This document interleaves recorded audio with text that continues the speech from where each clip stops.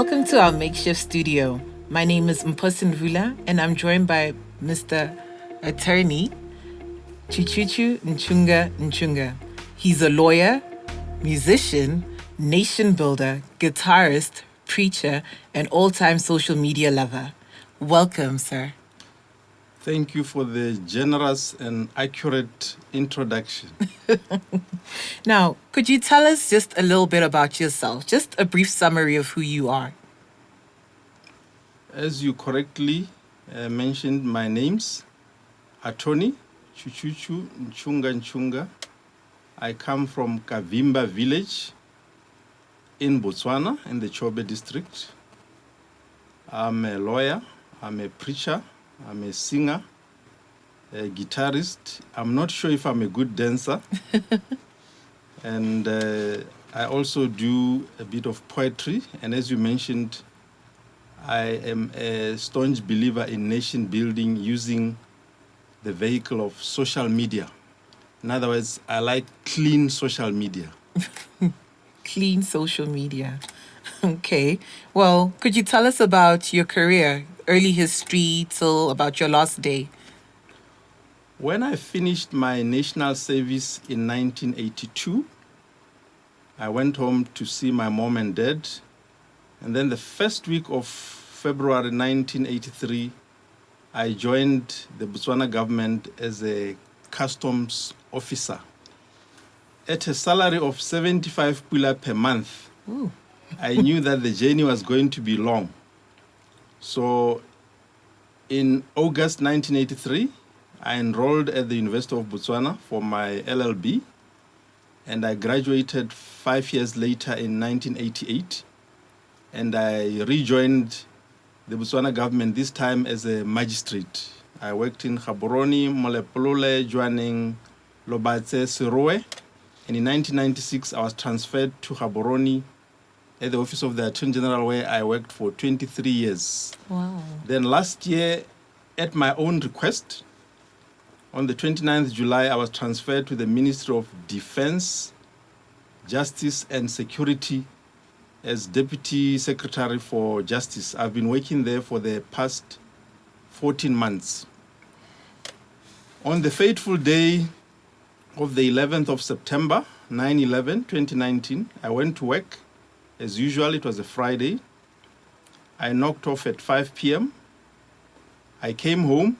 I went via the gadgets shop, as I always do. Then between 6 p.m. and 7 p.m., I was alone in the house. The doorbell rang, I opened, and two ladies came.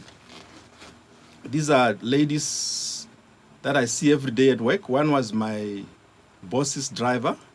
The other one was the secretary to the boss. They were carrying a brown envelope. I received the envelope. I thanked them, but they couldn't go. The secretary said, we were told to ask you to sign somewhere. When she said that, I knew it was a love letter. I opened the envelope, and I was greeted by the words, termination of contract. And it was with immediate effect. So that is how I said bye-bye to the civil service, which I have worked for 37 years and 6 months. That's a summary of my journey in the public service or civil service. Okay. Well, you've been quoted to say that this termination was illegal, unfair, insensitive, unlawful, and cruel before. What do you think triggered this termination of yours? Well, obviously, as a lawyer, I cannot speculate because the letter did not stipulate the reasons, but there must be a trigger. Most people on social media are speculating that maybe my latest album, maybe the songs might have triggered it, but personally, I have my doubts because it is a love album, so I don't see how a love album can result in somebody being fired from the public service, especially in the manner that it happened, especially that it was praise songs. There were no lyrics which were abusive or vulgar or disrespectful or insulting. Well, tell us about your songs, particularly your latest album, album number 11. Album number 11 is the album of my life. The title is Oba Kanya Lehatsi. It has got 14 love songs, 5 are praise songs for Botswana, 4 are praise songs for the Almighty, and then the remaining 5, 1 is instrumental, and then 4 I decided to praise 4 political heavyweights across the political spectrum: the incumbent president of the Republic of Botswana, the immediate past former president, the president of the new baby, BPF, Rebutale, and the leader of the opposition, Ressa Lishando. So I just chose to praise all of them. And there was a reason why I did that. Because we have a pandemic of politics of intolerance and people saying disrespectful things about leaders, I thought I should be exemplary and praise all the leaders, just to show people that even if you don't agree with a political leader because he belongs to an opponent organization, you can still celebrate them. So that is the summary of my love album, which shook the country. Well, some of your critics say that you deserved for your contract to be terminated.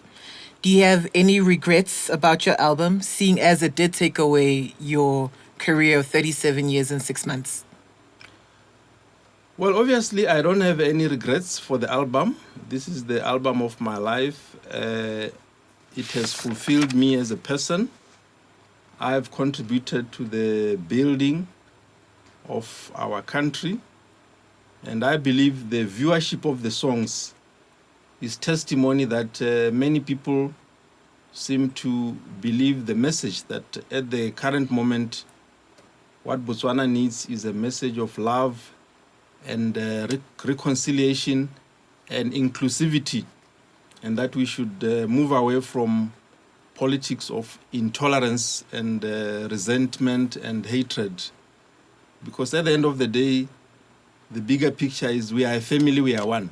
We may differ, but we have one country, Botswana, and we should live with one another and tolerate one another. Would you then say that your associations with the wrong people or enemies of the state influenced the reasons for your termination then? No. For 3 reasons, no. 1, the Constitution of Botswana entrenches the right to freedom of association. In other words, you are protected by the Constitution to associate with who you want to associate with, whether it's a church, whether it's at social level, whether it's politically. That right is protected by the Constitution. So there is no how the office of the president can punish somebody for enjoying his freedom of association.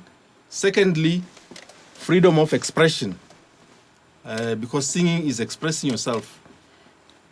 The Office for Human Rights is at the Office of the President, so there's no how the Office of the President can punish you and dismiss you unlawfully for singing a song, because they have to show that they are leading by example in protecting human rights. But having said that, the 4 political heavyweights I praised, Ressa Lishando, I did a nice jazz song for him. I know him.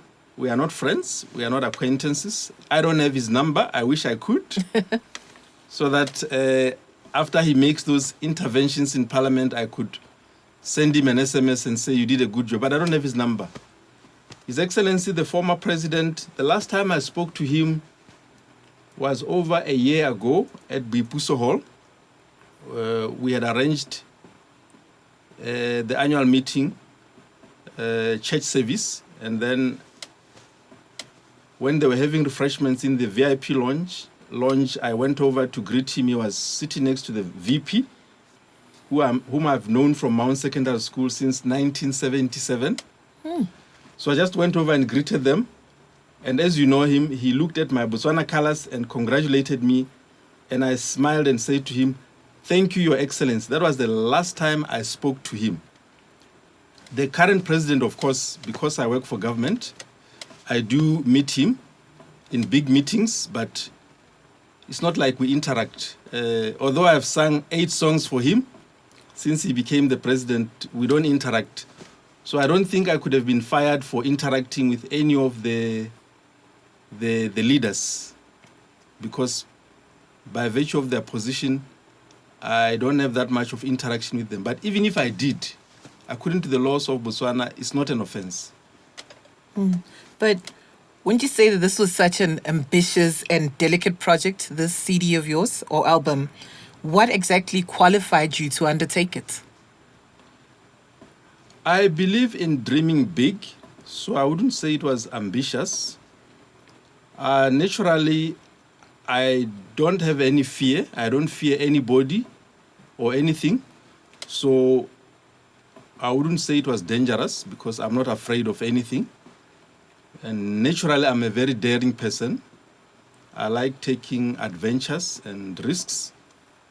But above all, because I'm politically neutral, I'm not a card-carrying member of any party, and currently I'm not a supporter of any party, I thought I was the right person to do the project, because by being neutral, I'm able to celebrate all the leaders. If you watch the DVDs, it will be difficult for you to say who of the 4 is my favorite. Because when you listen to the other song, I'm praising this one, you listen to the other one, you'll definitely wonder who is my favorite. So I was the right person to do it. Also, by virtue of being senior. Because when you are senior, you carry a lot of weight and you are very visible. So this project needed somebody who is senior, who has maintained integrity for many years. So I felt I was qualified to do the project. And besides, as a preacher, I'm a man of God. So a project that requires love is a project that requires a man of God, because God, one definition of God is that He's love. So this is a love project. It required a man of God. You call this a love project, this album. Yes, it's a Yet love project. critics would call it more of a controversial project. What are your opinions on that? No. There's nothing controversial about a love project.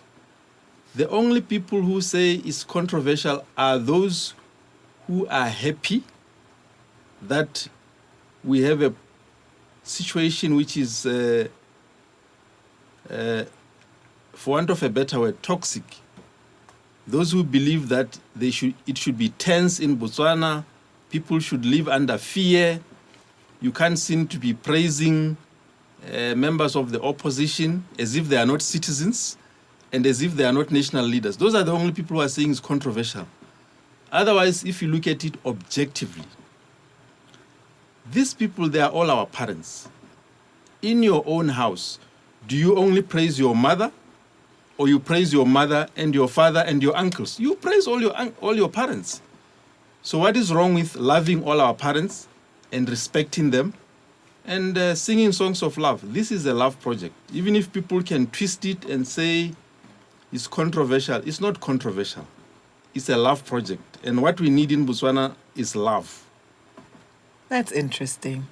So what is next up for you after this earthquake or emotional tsunami you've been through?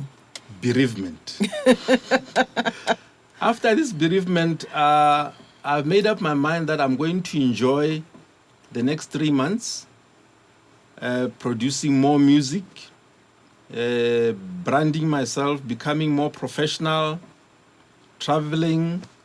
Now that I don't need to ask for leave, going to see my mother in Kavimba, find time to go and look across the border and see the new bridge, Kazungula Bridge, go on a boat cruise, enjoy myself, enjoy my youth, rejuvenate, read books, pray, maybe go to the mountain and pray a bit. So in short, I'm going to have maximum fun. I think I'll go back to working, depending on what I'm going to decide after 2.5 to 3 months. Okay. Yes. Well, you seem to love Botswana with a passion. Are you willing to join politics? Or are you ready and willing? For now, politics has never been in my plans. I was planning to work until I reach 60 and then decide. And my vision has always been, as long as I'm a civil servant, I will not be aligned to any political party. So I can assure you, as a preacher and as a motivational speaker, that I'm going to take minimum 4, maximum 6 months before I can decide if I want to join politics. But since I've sung beautiful songs for all of them, they are ready to come and tempt me. Because at least for a start, they have my beautiful songs and they know that I respect all of them. But for now, politics is not in my agenda. But after 4 to 6 months, if you ask me, I'll tell you. Okay. So, seeing as you've already professed your love for your country and a possibility of you joining politics, do you harbor any ambitions of being the president of Botswana one day? Well, that is a very tempting question and flattering. But dreaming is allowed, you know. And but according to the current constitution, I don't think I qualify because, for starters, I'm not a card-carrying member of any party. I'm not a supporter of any political party. And currently, I don't like the politics that we are practicing in Botswana because it's a politics of intolerance and disrespect. So maybe for now, no. But after we have amended or reviewed the constitution, and then you are able to vote MPs, councillors, and you separately vote a president, then you can be sure that Chuchuchu will be one of the candidates. Okay, Because I believe that I'm coming up with something new which Botswana need, a new dispensation of loving all people, even if we differ, and respecting your opponents. I think that is what Botswana needs going forward. So if we get into that new dispensation, then you can be sure that I'll be one of the presidential candidates. But for now, maybe it's a far-fetched dream. Okay. Well, that being said, what, in your opinion, are some of the minimum requirements or attributes that one must possess in order for them to be president? Well, there are many. If you do a bit of checking on Google, for you to be presidential material, you need about 20 or so qualities. Definitely, you must be mature, you must be sober, you must be calm, you must be somebody who is collected, your decisions are measured and they are quality decisions. You must be honest. You must have zero tolerance for corruption, for violence, including gender-based violence. You must be inclusive, a father or mother of the nation, somebody who loves all people. You must be sensitive to the people you are leading. You must be one for consultation. And you should not be seen to be cruel or having malice, because when you take oath, one of the lines says, without malice. So you should not be having malice or ill will. You must be somebody who keeps your word.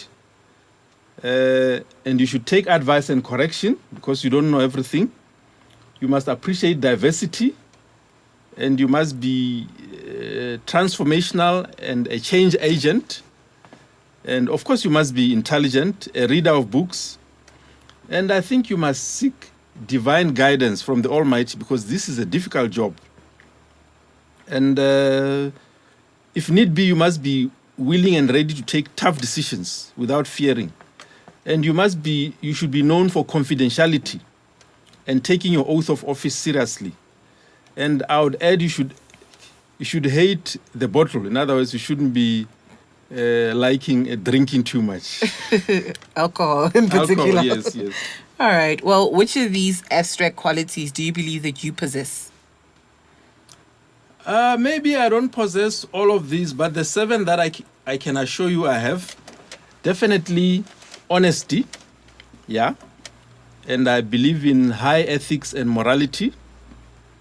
The fact that I've been married for 30 years and my wife hasn't complained of adultery, it's a testimony that I believe in keeping my vows.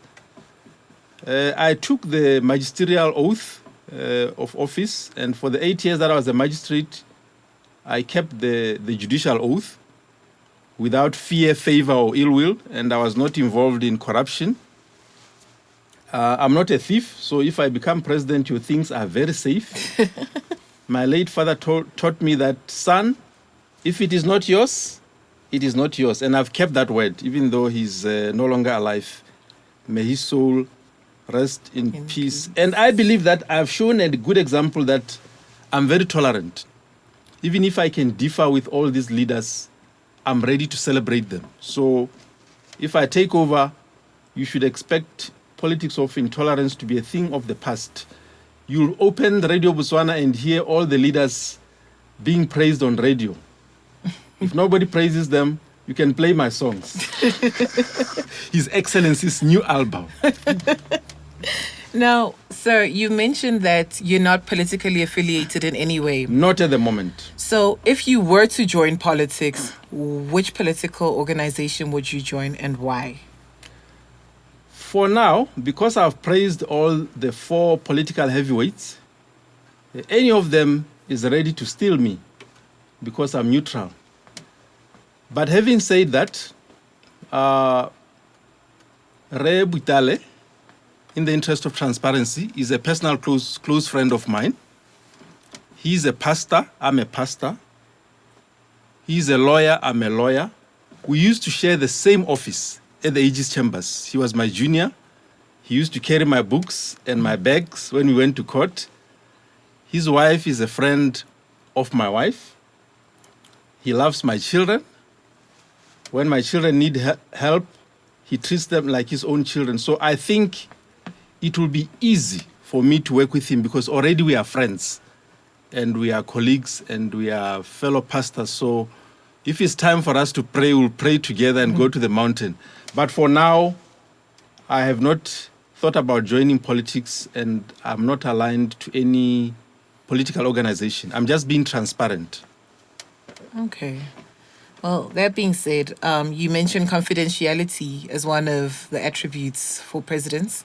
How good are you at confidentiality and keeping your vows? So far, I've taken 2 vows. The vow that I took when I got married 30 years ago, I've kept it for 30 years. As a senior government officer, you have to take oath that you will not disclose confidential information. I have not disclosed any confidential information. The fact that I received the letter of termination and I kept it for 6 days before sharing with my wife, it shows you the high level of confidentiality and the caliber of civil servant that you are dealing with. So I don't have a problem with confidentiality. In fact, my producer will be surprised that when we were doing the song at the Gaborone Dam video shooting, he didn't know that he was shooting somebody who was fired. The way I was smiling and dancing, and at the studio they didn't know that I was fired. So I can keep confidentiality because I'm trained. Okay. Well, say if you were to run for president, what assurances can you give your people in waiting, Your Excellency? My people in waiting, the 3 assurances I can give you is that if I take over, definitely there will be no politics of intolerance. We will be one family. Yes, we differ, but there will be no intolerance. And there will be no politics of resentment and insulting other leaders who are opponents and disrespecting them. No. We'll be celebrating all leaders because they are all Botswana. And another assurance that I can give is that I don't steal. I'm not one for corruption. So your fiscus will be very, very safe. And on top of that, for the artists, you can be sure that wherever I travel, there'll be a lot of music. And we will ensure that we play 100% Botswana music, at least for the first 5 years that I'm president. We'll play 100% Botswana music. We'll start playing 10% foreign, maybe on my second term, if I have a second term. Now, going back to the subject of your termination, many people have been fired before. What is it that made your case so special or so unique? I don't know the facts surrounding the termination of other people, but what I know is that my termination was very cruel and insensitive. I went to work. I was at work the whole day. The letter of termination came to me at my house at night. Mind you, I was alone in the house. How do you work for 37 and a half years and without any notice, not even an SMS or WhatsApp to say, hey, baby, I want to terminate your employment of 37 and a half years. What do you have to say? So mine was classic cruelty at its best. You can tell that it was meant to crush, to destroy, to disorganize. I have never seen anything so unlawful in all my life as a lawyer. So this was classic cruelty at its best. Okay. Well, your album sleeve reads, I love you, all my leaders. Do you honestly believe that it's possible and practical to love all leaders across the political spectrum divide? I did it. I believe I'm a pioneer and a pace setter. I believe that it's possible to love all our leaders, even those that you did not vote. Obviously, I voted, and I voted for one, but I'm able to celebrate them, even those that I differ with. So it's possible to love and respect our leaders across the political spectrum. It's not a theory, it's not a philosophy, it's not impossible. It's very practical. If Chuchuchu did it, why can't you did it? Well, now that this love project has landed you into hot water, do you not think that the right thing to do would be to go back and apologize to the relevant authorities? No. Apologize for what? By definition, an apology is an unequivocal acceptance of wrongdoing. Mm-hmm. You are saying, I did wrong and I'm sorry. I did the right thing. Imagine a medical person who comes with a cure for COVID-19, a pandemic, and then he goes about apologizing. I have come with a cure for the pandemic of politics of intolerance, which is eating our country. So I can't apologize for doing the right thing. What we need now is the medicine called love and tolerance and respect for the leaders, because the leaders were ordained by God. So I cannot apologize. Okay. And I won't even know who do I apologize to, because the letter did not say I was unlawfully fired because of the songs. So who do I go and apologize to, and how do I start? That's a valid point. Well, what can you tell us are the advantages of being fired? The advantages of being fired are many. You have all the time to yourself. You are no longer bound to 7:30 to 4:30. You don't even need to set your alarm. You sleep when you want to. You wake up when you want to. You go wherever you want to. You travel the world. You utilize all your skills and all your gifts. You enjoy freedom, and you can start experiencing the glow from day one. And for me as a musician, ever since I was unlawfully fired, I think my music has now taken a brighter turn. It's becoming more professional. If you look at the views for some of my songs, 54,000 in less than 1 month for somebody who is a newcomer. That's a lot of views. And mind you, that is only on one group. So I'm enjoying my newly found freedom. And fame. So what would you say are the consequences of being fired then, if there are any? Just take us through Well, those. obviously, there are many, especially in the manner that mine took place. When you are fired unlawfully, it's traumatic because you have plans. I was left with 4.5 years on my contract. Obviously, you are a human being. You are entitled to take loans because you know that you still have 4.5 years before you retire. So when somebody cuts your employment like an X, it's very disorganizing because it means that suddenly you are no longer employed. You don't even have the dignity of going to the office to say bye-bye to your colleagues. That is how serious it is. Suddenly, you are no longer an employee and you can only go back to the office escorted. Because in the manner that I was fired, it's like you are a security risk. You can't open your office without people escorting you. You can't take your belongings without people escorting you. So there's the element of shame. And another aspect is rejection. For the first 11 days since I was unlawfully fired, I could tell that there was so much silence. People were afraid of phoning me. Have you undergone any psychological or psychiatric counseling following this bereavement? After this bereavement, I've gone through counseling.